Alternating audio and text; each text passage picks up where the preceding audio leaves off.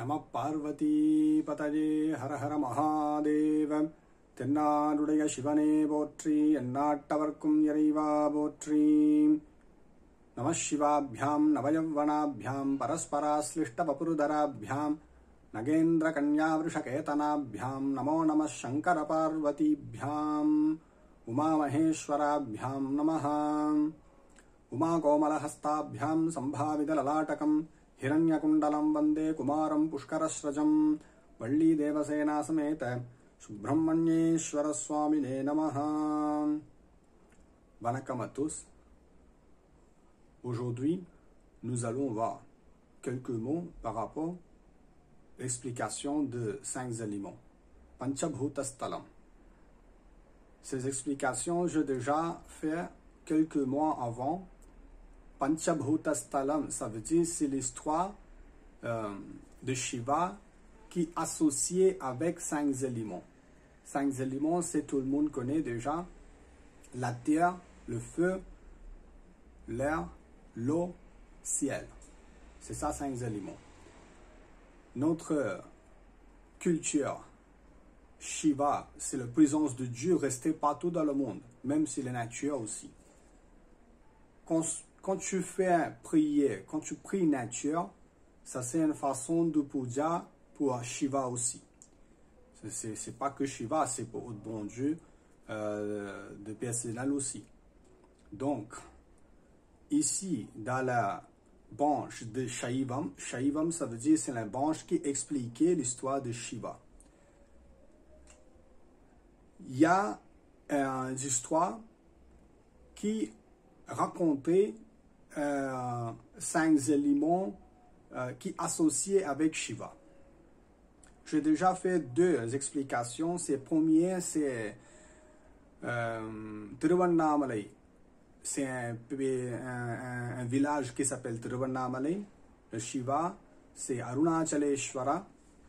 Arunachaleshwara, c'est signe Shiva, représente de forme de feu. Le deuxième explication, c'est j'ai déjà fait, ça aussi, c'est un village qui s'appelle Kanchipuram. Shiva, c'est Ekambaranateshwara, qui représente la forme de la terre. Là, nous allons voir troisième explication qui s'appelle le village qui s'appelle Chidambaram. C'est temple Shiva qui s'appelle Tirumulanatheshwarar. Aussi, il y avait plusieurs noms pour ce temple. Aussi, c'est un temple. Shiva, la forme de danse, ça existe dans le temple. Donc, il y a beaucoup de spécialités pour ce temple, la structure du temple, l'histoire du temple, tout ça, c'est un petit peu spécial que les autres. Pourquoi? Ce temple est situé au point central de l'équateur magnétique du monde. On ne sait pas, quelques ans avant, en fait, c'est les structures de temple, les constructions de temple. On ne sait pas, de 3000, 4000 années avant, ça a déjà été là-bas, déjà commence à construire. Donc, avant, à l'époque, on ne sait pas c'est quoi comme les sciences pour voir, c'est la longitude, latitude, tout ça, on ne sait pas. Mais nous avons beaucoup de connaissances. Ce qui fait ce temple, tout ça, c'est très intéressant en fait. Temple Shiva de Chidambareshwara. Aussi, il y a 2 autres temples venus avec la même longitude. Les trois temples institués, longue de droit à 79 degrés 41 minutes de longitude, parmi les 2 autres temples venus à côté même. Donc, il y avait 5 temples. Le premier des temples, ça commence avec Chidambaram. Et le deuxième temple qui s'appelle Kalahastishwara. Le troisième temple, c'est Ekambaranateshwara. Kalahastishvara, c'est un Shiva qui représente forme de l'air. Donc, 5 éléments, ça a été au centre de le temple de Chidambaram était situé central du monde. Ça, c'est un truc de spécial pour ce temple. Ensuite, la ville qui s'appelle Chidambaram. Il y a 1000 années avant Chidambaram, son nom, c'est plus ancien qui s'appelle Tillai. Tillai Vananadhar, ou sinon le village qui s'appelle Tillai. Ces histoires, ça commence très très longtemps, ça veut dire c'est la 9000 années avant. Et Shiva était dans la forêt du lotus. Dans la forêt du lotus, il y a un Shiva qui s'appelle Tirumulanatheshwara, mais Shiva pas posé par dévot ou sinon pas être humain. C'est pas fait avec un humain en fait. Ça venu par nature, qui s'appelle Swayambulingam. Swayambulingam, ça veut dire c'est pas formé avec quelqu'un. Ça venu pas tout seul avec le pouvoir de nature. Donc, c'est Shiva qui s'appelle Tirumulanatheshwara. Shiva pas créé avec les humains, ça venu tout seul avec la nature même. C'est pour ça qu'on s'appelle Swayambhu Lingam. Swayambhu, ça veut dire ça venu tout seul. C'est Shiva qui s'appelle Tirumulanatheshwara. Aussi, il y a beaucoup de Shiva qui racontaient ce temple. Donc, ces histoires qui s'appellent Tillai Puranam. Tillai Puranam, c'est une petite histoire qui raconte ce temple, mais ce Tillai Puranam était existé dans la Skanda Puranam. Skanda Puranam, c'est très grand Puranam dans la 18 Purana. Nombre de histoires faites par Senior Shiva pour examiner son pénitence. À la fin de chaque histoire, Shiva donne une libération définitive pour son devotee. Donc, c'est un endroit, ces dévots de Shiva, il faut prier tous les jours. Chidambaranadeshvara, c'est la forme de danse de Shiva pour libérer toute la mauvaise péché. En fait, il y avait 2 sens de prière. Premier sens qui s'appelle c'est le sannyasi, ça veut dire c'est éviter toute la matérielle, c'est que vous prenez un sens de sannyasam, vous avez besoin de moksha. Moksha, ça veut dire c'est libération définitive. Ton seul à prendre la pierre de Shiva définitivement, comme ça vous n'avez pas d'autres générations dans la terre.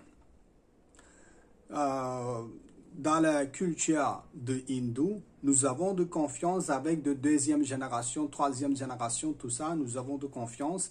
Il y a une preuve, tout ça aussi.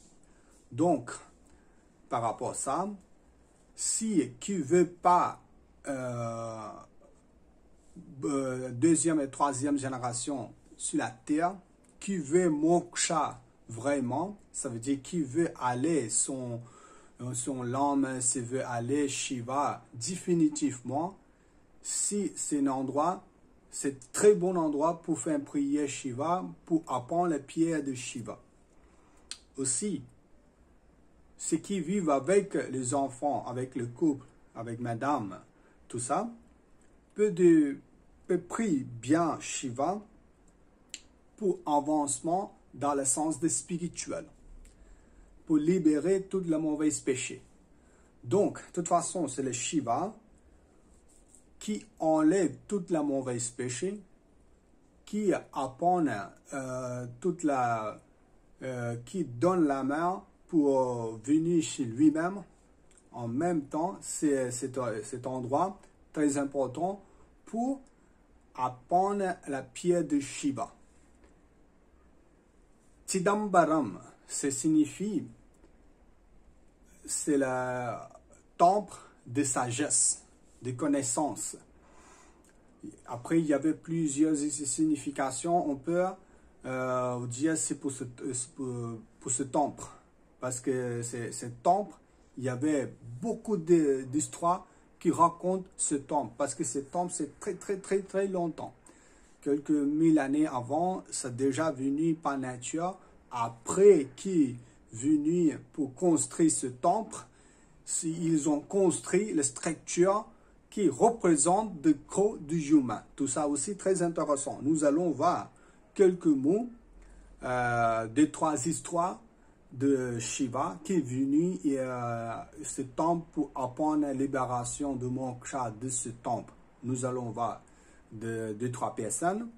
Après, je vous donne l'explication, c'est quoi signifie, pourquoi ce temple, la structure, l'architecture, la structure du temple, ce qui représente le corps du humain, la fonction du humain, du corps aussi. Donc tout ça, on verra. La première histoire, c'est le sage qui s'appelle Patanjali et Vyagrapada. Je commence avec Vyagrapada. Vyagrapada, c'est un grand sage. C'est le fils de Vasishta Maharishi. Vasishta, c'est un très grand sage en fait. Son fils qui s'appelle Vyagrapada. Vyagrapada, ça veut dire son pied comme le tigre. Donc lui, venu, il est né à d'autres endroits. Son papa, c'est Vasishta Maharishi. Lui, venu, ce temple, ça veut dire, c'est avant, c'est pas temple, c'est la forêt de lotus. Venu à cet endroit pour faire une prière, pour apprendre la libération, la terre. En même temps, un sage qui s'appelle Patanjali. Patanjali, un très grand sage, son croc, un moitié comme un humain, un moitié comme un cobra. Le bas, c'est comme un cobra, en haut, c'est comme un humain avec 5 têtes de cobra. Aussi, c'est le fils de Atri Maharishi. Donc, Patanjali Maharishi avec Vyagrapada Maharishi, ils ont besoin de libération de ce terre pour apprendre la pierre de Shiva. Il veut aller avec Shiva, donc il n'a plus besoin de génération, de deuxième, troisième génération, tout ça, il ne veut pas, il veut besoin absolument la grâce de Dieu. Donc, deux venus ici pour faire une prière de Shiva. Donc, son histoire, c'est très grand. Donc, à la fin, c'est quoi? C'est les deux sages venus ici pour faire une prière Shiva pour récolter le moksha.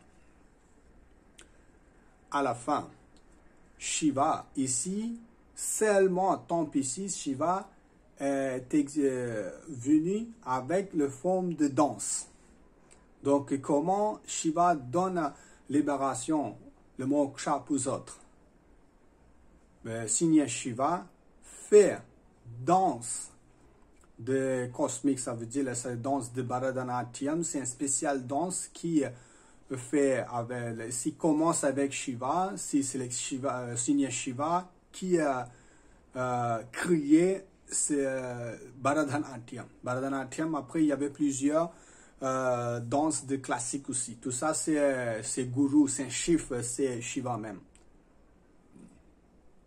Donc, Shiva avec Parvati fait Ananda Tandavam. Ananda Tandavam, c'est la danse de sagesse pour donner la libération, pour faire un moksha pour les autres. À la fin, Patanjali avec Vyagrapada apprend un moksha avec Shiva, avec son danse. Quand Shiva danse de Shiva, il gagne un moksha et le sol était mélangé avec Shiva. Donc, ça c'est l'histoire des sages. Aussi, il y avait une autre histoire, c'est très simple.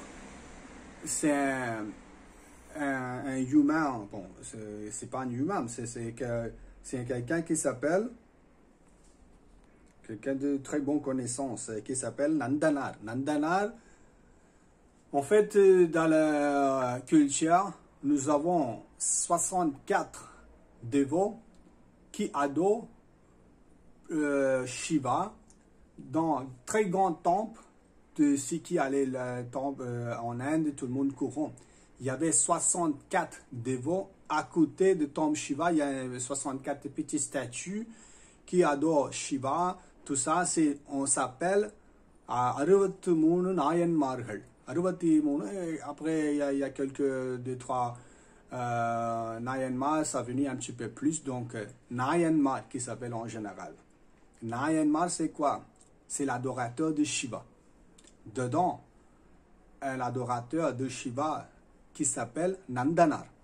Nandanar, il n'y a pas de, de très preuve économique. Économique, ça veut dire que ce n'est pas trop l'argent, mais son bhakti, c'est vrai. Il fait son puja vraiment tous les jours pour Shiva. Mais c'est parce que c'est l'agriculture en fait. Ensuite, tous les semaines, il allait temps pour faire une prière. Si tous les jours, il pensait le nom de Shiva seulement. Mais son bhakti, c'est vrai. C'est pour ça, Shiva, quand vous faites votre prière avec vrai bhakti, à la fin, c'est sûr, vous trouvez un bon résultat à la fin. Mais seulement, il ne fait pas un truc comme un business. Ça veut dire, c'est je fais aujourd'hui, je offre un plateau, tu enlèves mon obstacle, je offre un brique de lait, tu donnes une chance pour moi. C'est comme un business, ça. Je donne ça, tu donnes ça. C'est pas ça. En fait, vous demandez rien avec Shiva. Parce que vous ne connaissez pas votre vie. Ça c'est long, c'est petit, ça finit quand. On ne sait pas, on ne sait rien, on ne connaît rien en fait. Donc, devant Shiva, c'est quoi vrai bhakti? Si vous bon, pas bon, il faut continuer votre prière.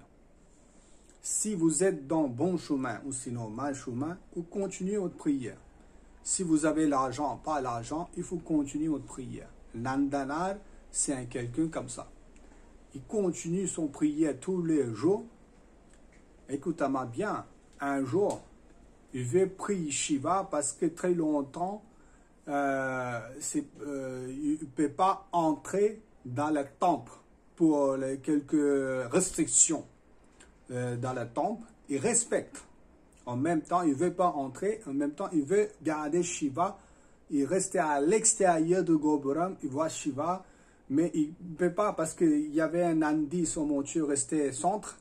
Donc, on ne peut pas voir Seigneur Shiva pour faire un darshan. Ça veut dire qu'il faut voir Shiva pour faire une prière. Il ne peut pas. Nandanar, il prie bien Shiva.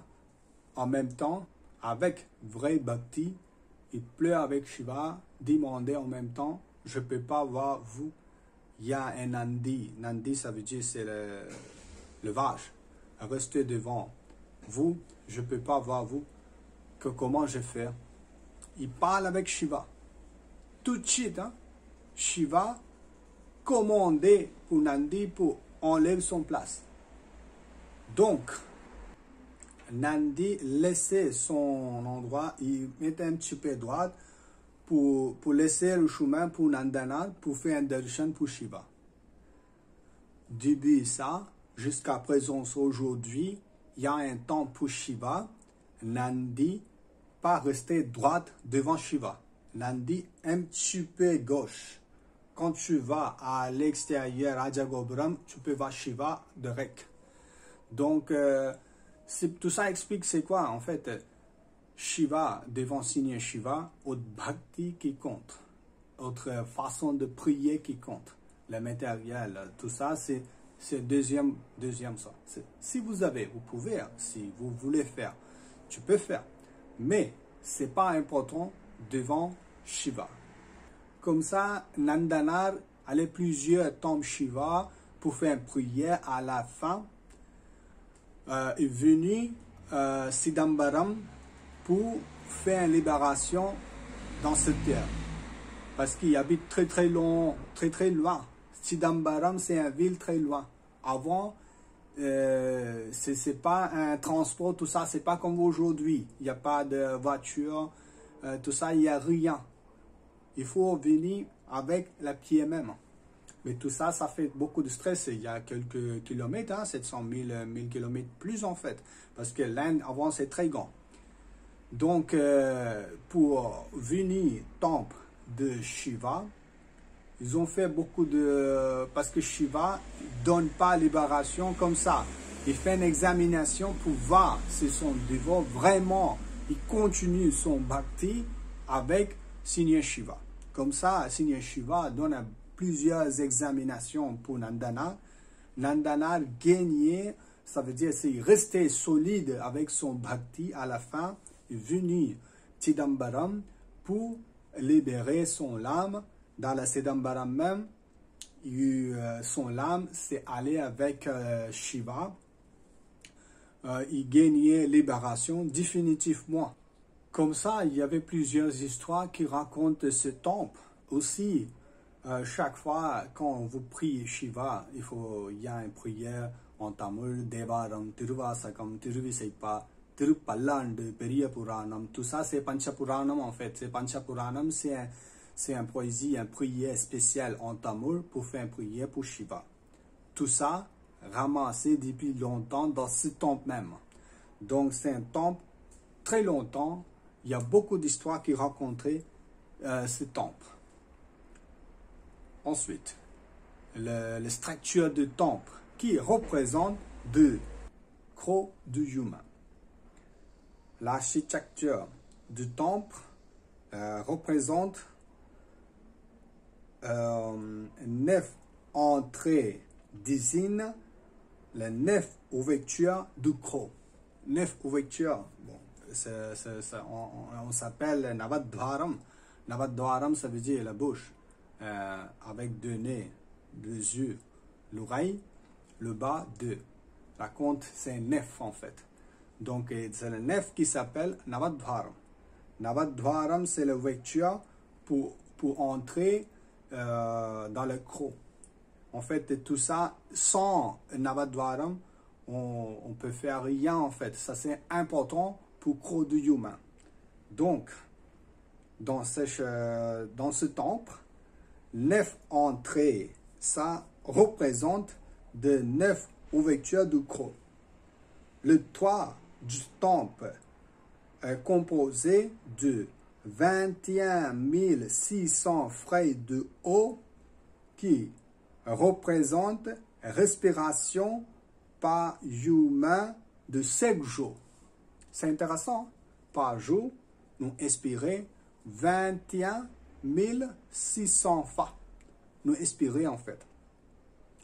Comment je calcule? Donc, c'est 60 secondes, il y a 15 expirations. Comme ça, il y avait 24 par 60, 24 par 15, ça fait 21 600 fois nous expirer par jour. Ce qui représente le eau frais en haut du temple. Aussi, sur Raja Gopuram, le frais allait de 72 000 clous de haut qui représente de nerfs dans le croc. Le nerf, c'est la terre, tout ça. On ne sait pas, c'est 72 000 la terre, il y avait plusieurs nerfs dans le croc de humain. On ne sait pas, hein, tout ça. Tout ça, c'est l'écriture. Regardez, c'est très longtemps. Nous avons beaucoup de connaissances pour voir tout ça. Donc, ensuite, les 4 poteaux en pierre taillée dans le temple, c'est représente de 4 Védas. 4 Védas, c'est 4 l'écriture sacrée qui donne une prière de Shiva, Rig Veda, Yajur Veda, Sama Veda, Atharvana Veda, C'est les 4 poteaux de pierre taillée qui représentent de 4 Vedas. Après les 6 les fenêtres avec la pierre taillée de poteaux, tout ça représente de 6 shastras. Shastra, c'est science spirituelle. Ensuite, dans ce temple, il y avait beaucoup de mandapam. Mandapam, ça veut dire c'est un grand salle avec 1000 poteaux de pierre taillée en fait. C'est une structure très jolie en fait. Tout ça, ça existe dans le temple. Aussi, il y a 18 pillars. Pillars, ça veut dire c'est le poteau comme un pied taillé devant Shiva qui représente 18 Puranas. À la fin, en fait, pour entrer dans le temple de Shiva Nataraja, il y avait 2 entrées en fait. 2 entrées, ça qui représente, c'est le cœur. Il y avait 2, je ne sais pas, ça, moi je ne suis pas médecin, moi j'explique de l'écriture surtout. Il y avait 2 nerfs qui connectaient pour le cœur, parce que c'est la chambre de Shiva, c'est considéré comme cœur. Donc c'est l'entrée de Shiva, c'est comme 2 entrées, c'est comme 2 nerfs en fait. Aussi, pour entrer dans le temple de Shiva, il y avait 5 étapes qui représentent le mantra de Shiva. Panchakshara mantra. Panchaksharam, c'est 5 alphabets, 5 mantras.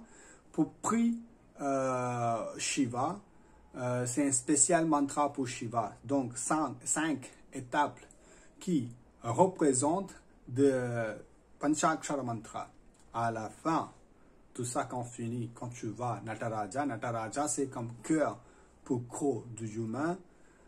Nataraja, quand tout ça tu vas, c'est avec la grâce de Nataraja, la vibration qui retourne dans le temple, qui donne, qui aide de notre système de corps, pour donner une bonne énergie, bonne vibration dans notre corps, pour avancer dans le sens de spirituel, et aussi avancement dans le sens de libération définitive. Ça dépend de notre prière en fait. Donc, ce temple, c'est un très joli temple. C'est un temple très populaire dans l'Inde du Sud. Ben, tout le monde courant déjà. Peut-être je vais prendre un petit peu plus de temps pour expliquer, parce que ce temple, il y avait encore plusieurs explications. On ne peut pas mettre tout en même temps. Donc, mais quand même, j'essayais de faire des 3 explications pour faire connaître les autres. Mais quand vous avez l'occasion pour aller en Inde pendant un voyage, si vous faites votre voyage en spirituel, ou sinon si on fait votre voyage normal, mais tout le monde obligé à aller à ce temple pour faire une prière Shiva, pour apprendre la grâce de Dieu. Parce que Shiva, la forme de danse Nataraja, c'est le seul temple dans l'Inde du Sud. Après, il y avait des 3 temples aussi, mais seulement, ce n'est pas les mêmes histoires. C'est temple très très longtemps. Ces histoires, c'est très intéressant. Donc, quand vous allez au temple, quand vous faites votre prière avec vrai bhakti, vous gagnez la vibration dans le temple, vous gagnez comprendre bien, vous gagnez apprendre un petit peu de bonne énergie avec grâce de Shiva. Bonne chance pour tout le monde. On verra les prochaines explications par rapport aux 5 éléments. Vanakkam.